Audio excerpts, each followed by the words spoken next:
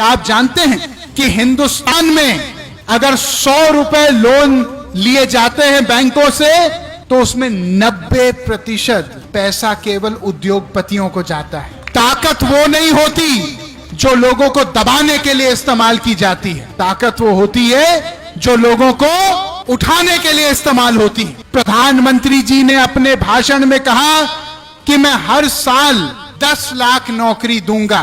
10 लाख नए नौकरी पैदा करने तो बाद का विषय है, पहले जो 1 करोड़ सरकार में खाली पद पड़े हैं उनकी भरपाई तो कीजिए। मैं बंद कमरे में बोलने वाला आदमी नहीं हूं, मैं खुलेआम बोलता हूं। एक बार राम मनोहर लोहिया जी को किसी ने पूछा कि नेताजी आप कांग्रेस के खिलाफ इतना क्यों बोलते हो, आप तो पंडित नेहरू के मित्र रहे हो लेकिन आप उनके खिलाफ पूरा बोलते हो, ऐसा क्यों होता है। उन्होंने कहा कि देखिए, मैं ना कांग्रेस के खिलाफ हूं ना पंडित नेहरू के खिलाफ हूं, उसी सोच से पल बढ़ के मैं आजादी की लड़ाई में आया। लेकिन जब केंद्रीकरण की राक्षसी ताकत इतनी बढ़ जाती है कि आम आदमी उस ताकत से दूर हो जाता है तो कभी भी देश का गरीब आदमी अपने जंजीरें नहीं तोड़ सकता। भाइयों, हम इसलिए सांसद नहीं बने हैं कि हम मंच की बात आप तक पहुंचाएं, हम सांसद इसलिए बने हैं कि आपकी बात मंच पर बोल पाएं।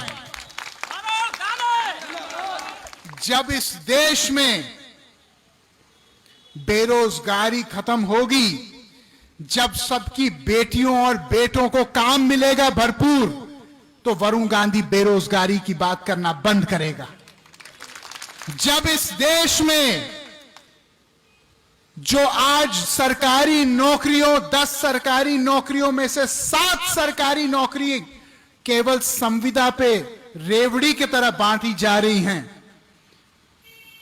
और ऐसे ही गाजर मूली की तरह उन लोगों को कभी फेंका जाता है पूरा काम लेने के बाद, जब उनको पूरी तनख्वाह नहीं मिलती और 2-2, 4-4 हजार रुपए में उनसे 12-12 घंटा काम लिया जाता है, तो वरुण गांधी अगर ये नहीं बोलेगा तो फिर इस राष्ट्र का झंडा उठाने का संकल्प मैंने कैसे किया अपने हाथ में।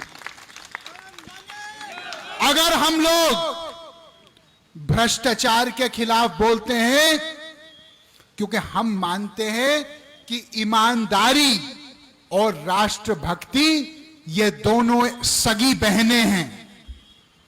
अगर ईमानदारी नहीं होगी तो राष्ट्रभक्ति भी नहीं हो सकती।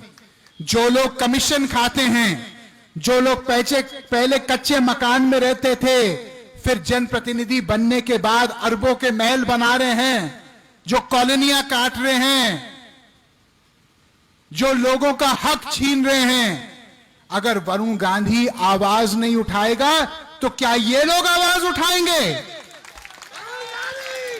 मैं राजनीति में इसलिए नहीं आया क्योंकि राजनीति एक पेशा है, ना मैं राजनीति में कुछ बनने आया। मैं राजनीति में आया तो इस मिट्टी की खुशबू जो मुझे लगती है इसका मान सम्मान बढ़ाने के लिए मैं आया हूं। मैं इसलिए आया हूं ताकि अगर कोई माय का लाल हिंदुस्तान को अंदर से दीमक की तरह खा रहा है तो हम नाम लेके और उसका काम लेके भी बोलेंगे और डंके के चोट पे बोलेंगे। हमारे देश में आपके बाप दादाओं ने, आपके मां और दादियों और नानियों ने अपने कंगने बेच दिए, इस देश की आजादी की लड़ाई में अपनी हड्डियां तोड़वा दी, जेल की सजा काटी, सब कुछ अपना दांव पे लगाया, तब हमारा देश जाके स्वतंत्र हुआ। आज केवल हम हिंदुस्तान पाकिस्तान के क्रिकेट मैच पे ताली बजाएं, यह हमारी देशभक्ति नहीं हो सकती। देशभक्ति हमारी तब होगी जब हम अपना सब कुछ दांव पे लगाने के लिए तैयार हों इस देश के लिए। आज मैं आपसे पूछना चाहता हूं, कितने लोग यहां पे, हाथ उठाइए, कितने लोग यहां पे इस देश को प्यार करते हैं? हाथ उठाइए। कितने लोग अपने बच्चों को प्यार करते हैं? अपना हाथ उठाइए। अब मैं एक बात आपसे पूछना चाह रहा हूं, आज जब आप गरीबी देखते हैं, आप बेरोजगारी अपनी पाते हैं, आप अपने बढ़ते हुए इलाज के दाम को देखते हैं, आप अपने बच्चों की बढ़ती हुई स्कूल फीस को देखते हैं, आप दूध के, दही के, सब्जियों के, फलों के बढ़ते हुए कीमत को देखते हैं, तो क्या आपको नहीं लगता आपके इस बेटे वरुण गांधी को इनके खिलाफ आवाज उठानी चाहिए कि नहीं उठानी चाहिए? मैंने इस बार संसद में एक निजी विधेयक सदन के पटल पे डाला है, जिसको कहते हैं भरोसा भारतीय रोजगार संहिता, जो सरकार से यह मांग कर रहा है सार्वजनिक रूप से कि आज 1 करोड़ से ज्यादा सरकारी नौकरियां खाली पड़ी हैं। प्रधानमंत्री जी ने अपने भाषण में कहा कि मैं हर साल 10 लाख नौकरी दूंगा।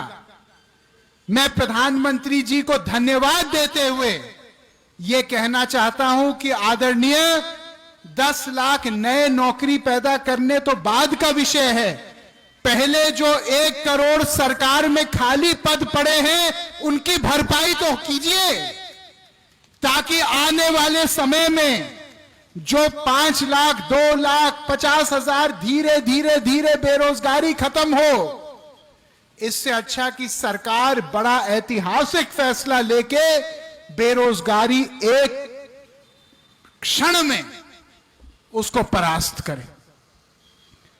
हमको राजनीति नहीं करनी है जो लोगों को दबाए, हमको राजनीति करनी है जो लोगों को उठाए।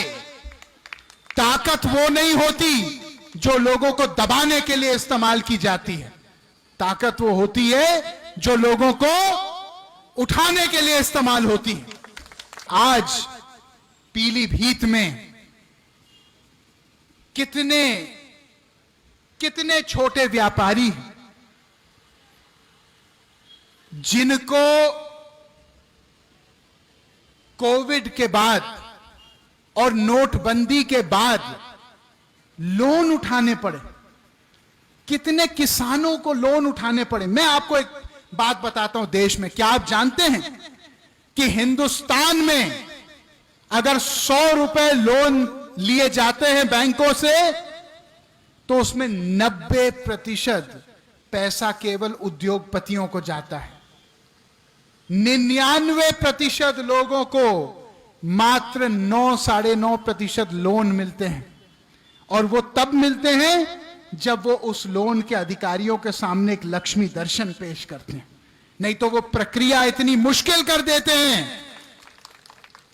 यहां कितने लोग जो कुछ छोटा मोटा धंधा करना चाह रहे थे वो टूट गए, उनके घर पे कुड़की लग गई क्योंकि वो अपने लोन समय पे नहीं दे पाए, क्योंकि वो आर्थिक रूप से कमजोर हो चुके थे।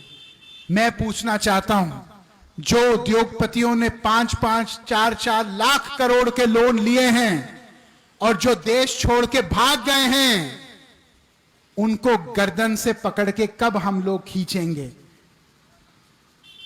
उस पे क्या कोई बोलेगा कि नहीं बोलेगा? क्या मैं सही कह रहा हूं कि मैं गलत कह रहा हूं? ये पैसे जो बैंक में हैं सरकारी, ये आपके बच्चों और हमारे बच्चों के पैसे हैं, ये किसी के पिताजी के पैसे नहीं हैं। अगर आप लोग नहीं बोलेंगे तो कौन बोलेगा? कौन बोलेगा इस बात को कि आज भी बिना रिश्वत के कोई अधिकारी काम करने के लिए तैयार नहीं?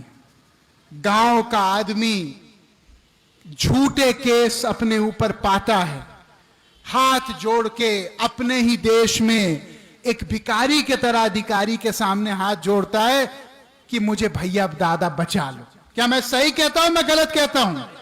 और वो अधिकारी का एक दलाल होता है, वो उसको कहता है भैया शाम को आ जाना, तुम्हारी संपूर्ण रक्षा होगी। क्यों? जो काम अंग्रेजों का हो रहा था हमको नीचे बिठाने का जानवर की तरह, कब तक यह काम चलता रहेगा? वरुण गांधी कहता है नेता वो होना चाहिए जो गरीब जनता को अपने कंधे पे श्रवण कुमार की तरह उठा के चले, ना कि अपने जूते पर बिठाए। पुलिस की मैं बात ही नहीं करना चाहता, लेकिन सच्चाई की बात यह है कि पुलिस का इतना गहरा आतंक है हमारे देश में एक गरीब लोगों के ऊपर कि कोई न्याय की उम्मीद से हम लोग 100 साल दूर हैं इस चक्कर। कब आएगा वो समय जहां एक आम इंसान का बच्चा बड़ा सपना देख पाएगा, जहां एक आम इंसान का बच्चा यह कह पाएगा अपनी मां से कि मम्मी मैं बड़े होके प्रधानमंत्री बनूंगा, मैं बड़े होके सुप्रीम कोर्ट का जज बनूंगा, मैं बड़े होके ओलंपिक्स में मेडल जीतूंगा। मैं बंद कमरे में बोलने वाला आदमी नहीं हूं, मैं खुलेआम बोलता हूं। और जो इस देश को प्यार करता है, जिसके गिरेबान में कोई चोर नहीं होता, वो राष्ट्रवादी भी है और वो वरुणवादी भी है। क्या तुम राष्ट्रवादी हो? क्या तुम इस देश को बचाने के लिए अपना लहू बहा सकते हो?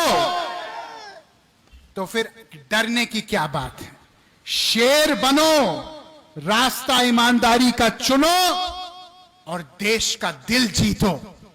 पीलीभीत का आदमी जहां पैर चल के बोले तो देश में सिंहासन डोले, देश में लोग जाने कि पीलीभीत में बाघ केवल जंगलों में नहीं मिलते, पीलीभीत में बाघ जो गांव गांव में और मोहल्लों में मिलते हैं। यही मैं कहना चाहता हूं। जय हिंद, भारत माता की।